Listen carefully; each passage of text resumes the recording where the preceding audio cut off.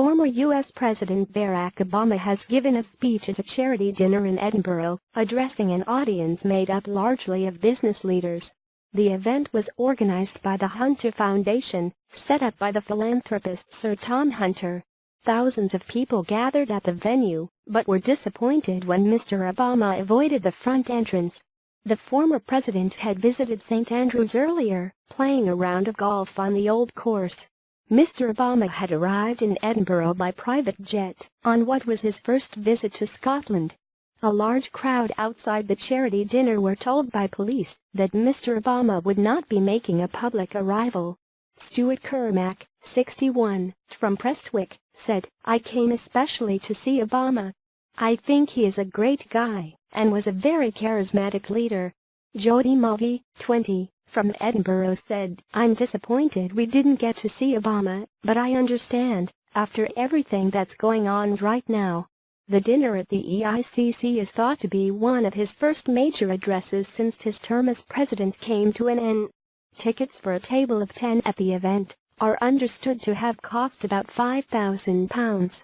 First Minister Nicola Sturgeon was at the dinner. Although the media were not allowed inside, Mr. Obama is reported to have said that in times of inequality people turn to simplistic and populist answers on the left and the right.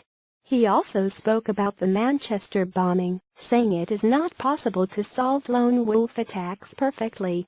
"If someone is determined and willing to die," he said, "it is almost impossible to prevent that entirely." All of the cash raised at the dinner will be split between children's charities in Scotland and the Obama Foundation. Security was tight in Edinburgh as police stepped up resources around major events in the wake of the Manchester bombing. Comedian Kevin Bridges, singer Annie Lennox and Scottish band Texas provided entertainment at the event, and young people were also involved. 13-year-old Mila Strasevich, from Glasgow, read a poem after winning a school's competition. Mr. Obama, a golfing enthusiast, had been joined in St. Andrews by Sir Tom Hunter, whose charitable foundation had invited Obama to speak in Edinburgh. After completing the third hole, Mr. Obama spoke to the crowd who had been following him around the course. He shook hands with people and asked them how they were doing before heading back to play golf. The Hunter Foundation has previously arranged for U.S. politicians and actors including Bill Clinton, Leonardo DiCaprio and George Clooney to come to Scotland.